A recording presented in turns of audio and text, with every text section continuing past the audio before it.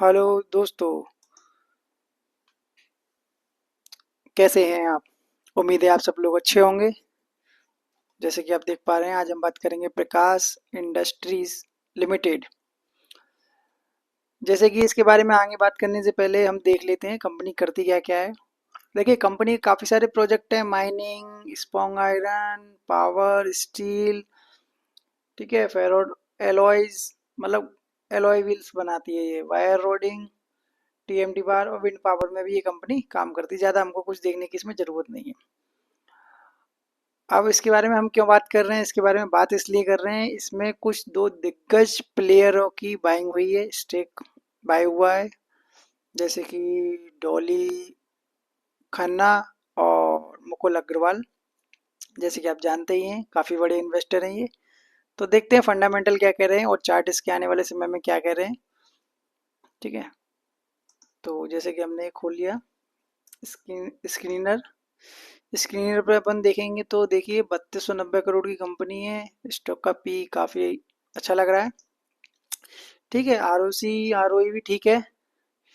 Dividend deal भी देती है कंपनी और 237 रुपये का हाई है इसका। काफ़ी अच्छे प्राइस पे ये अवेलेबल लग रही है, बुक वैल्यू के आसपास है। सबसे बड़ी बात ये, ठीक है ना।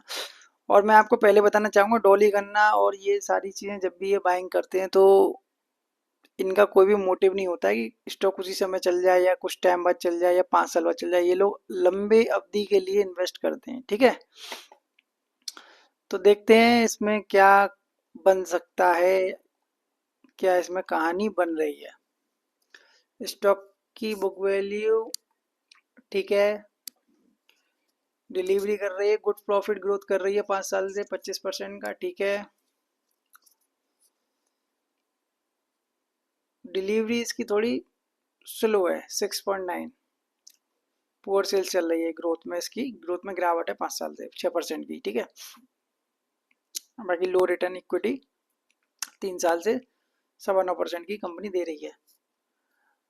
अब बात करेंगे तो जैसे हमने बात तो कर ही ली, काफ़ी सेक्टर में ये काम करती है, पर अपने सेक्टर में सबसे लो पी पे है। ठीक है ना, इस चीज़ को ध्यान रखिए। ये सेल ये देखिए ना, इस पे ही दाव है इनका। कंपनी एक्सपेंसिव सेल्स देखें तो सेल्स भी ठीक है, बढ़ रही हैं, कम हो रही हैं। एक्सपेंसिव तो ठीक है, ये भी कम हो रहे हैं। प्रॉफिट ठीक है, मार्जिन भी बढ़ रहा है इनका, मार्जिन भी बढ़ाया है इन्होंने, अच्छी बात है ये। ईपीएस भी ग्रोथ हो रहा है क्वार्टर एंड क्वार्टर। प्रॉफिट को देखते हैं तो प्रॉफिट में 520 करोड़ का प्रॉफिट है। कंपनी प्रॉफिट कर ही रही है, मतलब लगातार। और नेट प्रॉफिट में बढ़ोतरी है, ईपीएस भी बढ़ ही रहा है। ठीक है, अच्छी बात है। अगर रिजर्व को देखें तो रिजर्व कंपनी के पास 3100 करोड़ के हैं। बोरोइंग्स 423 करोड़ का, ये देख लेते, लॉन्ग टर्म के लिए तो नहीं है। शॉर्ट टर्म के लिए तो, शॉर्ट टर्म में दोस्तों मैं बताऊं आपको, कोई इशू नहीं होता। शॉर्ट टर्म में तो कंपनियां कर्जा लेती हैं और सारी चीजें करती रहती हैं, तो कोई इशू नहीं है। ठीक है, अब देखिए, अगर इसकी हम वो बात करें, कैश फ्लो को देखें तो कैश फ्लो कंपनी का थोड़ा नेगेटिव दिख रहा है मुझे। क्योंकि जब कंपनी के पास देखिए 600 करोड़ का कैश आ रहा था, मतलब कैश फ्लो का मतलब क्या है कि कैश आ रहा है। कंपनी मतलब काम कर रही है। जिस कंपनी के लिए कंपनी काम करती है, किसी के ऊपर टेंडर देती है और उसको माल देती है, तो कंपनी उसको उधार दे रही है ना, तो वहां से कैश कितना कलेक्ट हो रहा है उसको कैश फ्लो बोलते हैं। ठीक है ना, तो ये कैश फ्लो इसमें कम है, ये थोड़ा नेगेटिव बात है। ठीक है, क्योंकि कंपनी माल दिए जा रही तो फिर कंपनी कर्जा बढ़ाएगी। कर्जा बढ़ाएगी ना, वो वाली इशू वाली बात है, बस और कुछ नहीं है। बाकी ठीक है। अब देखिए, प्रमोटर की होल्डिंग देखिए 43% थी, ठीक है, वहीं की वहीं है, थोड़ा बहुत 19-20 हुई है। फिर अब देखिए दोबारा होल्डिंग बढ़ गई है। अभी ये लेटेस्ट जून का पैटर्न है। एफ का देखेंगे पैटर्न, तो आप एफ के पैटर्न में भी देखिए 1% से 4% की होल्डिंग हो गई, इन्होंने भी बढ़ाई है। प्लस डीआईज ने भी होल्डिंग काफी बढ़ा दी है, सीधे सीधे 11% की होल्डिंग बढ़ा दी है। और यहाँ पर देखिए मुकुल अग्रवाल की भी होल्डिंग बढ़ी है और डॉली खन्ना जी की भी होल्डिंग बढ़ी है। ठीक है, तो ये सारी चीजें बिग पॉजिटिव वाली बात है, इसलिए मैंने सोचा कि आपसे ये शेयर करना चाहिए शेयर। ठीक है, तो अब देखते हैं चार्ट पे। हालांकि इसकी कोई जरूरत नहीं है, पर आपको समझाने के लिए मुझे बताना पड़ रहा है। ठीक है, बाकी हम चार्ट पे करेंगे, क्योंकि हमें तो सारी चीज़ें चार्ट पे ही पता चल जाती हैं। आप सब लोगों को टेलीग्राम से जुड़े हुए हो तो आप सब लोगों को तो मालूम ही है, कुछ नई बात नहीं है ये हमारे लिए। अब देखिए टेलीग्राम चैनल पे अगर आप ज्वाइन होना चाहते हैं तो अबाउट सेक्शन में लिंक पड़ा हुआ है, फ्री ऑफ कॉस्ट है, वहाँ पे आप ज्वाइन हो जाइए। सारे लाइव मार्केट के ट्रेड आपको अवेलेबल रहते हैं, सारी लाइव अपडेट मार्केट की अवेलेबल रहती है, ठीक है। तो अब देखिए प्रकाश इंडस्ट्री का चार्ट क्या कह रहा है। चार्ट ये कह रहा है कि ये मंथली पे देखिए बुलिश हो रहा है, ठीक। अगर हमारी इसमें फर्स्ट बाइंग होती ना, मेरी अगर फर्स्ट चॉइस होती, तो फर्स्ट चॉइस कहाँ होती मालूम है? वैसे तो फर्स्ट चॉइस हम यहाँ पे कर सकते थे, पर इसको नहीं करते, ठीक है ना। इस पे हम यहाँ दाव नहीं लगाते। हम अगर बाइंग करते तो इधर करते सीएमए के पास। ये जो प्राइस आ रहा है 172, तो अभी भी कोई ज्यादा नहीं निकला, रेजिस्टेंस के पास आज स्टॉक आया है, ठीक है ना।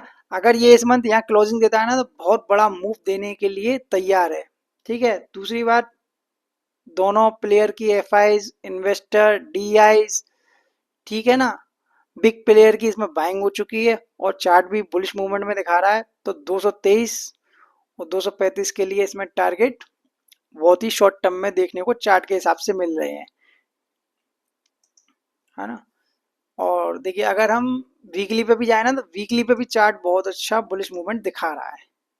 और देखिए एक 4 साल के बाद ये पैटर्न बना रहा है, तो अप्रोक्सी मुझे ये क्या लगता है, मैं आपको खुले शब्दों में बोलूं, ये स्टॉक यहाँ से डबल होने की पूरी पूरी कैपेसिटी रखता है, पूरी पूरी। आज तक कभी भी मैंने किसी भी वीडियो में नहीं बोला कि स्टॉक 10% चलेगा, 5% चलेगा, 8% चलेगा, पर ये चार्ट के हिसाब से 100% डबल होने की कैपेसिटी रखता है स्टॉक। अब मुझे नहीं मालूम क्यों चार्ट इस चीज को बोल रहे हैं। रेजिस्टेंस आएगा पहले 220 और फिर आएगा 238, ठीक है, और फर्स्ट आएगा 198। नोट कर लीजिएगा कॉपी पे। पहले आएगा 198 जिसको हम टारगेट बोलते हैं, ठीक है, चार्ट के अकॉर्डिंग। दूसरा रेजिस्टेंस आएगा हमारा 211 और तीसरा रेजिस्टेंस आएगा हमारा 238। इस चीज को ध्यान रखना। मैं यहाँ पर ट्रेंड लाइन भी ड्रॉ कर दे रहा हूँ, क्योंकि वीडियो लंबी हो जाती है तो आप लोग उसको वॉच नहीं करते हो, ठीक है ना। प्रॉब्लम सब ये है, क्योंकि आपको समझना नहीं होता, आपको चाहिए लेवल्स, ठीक है। बाकी इसमें कुछ नहीं है।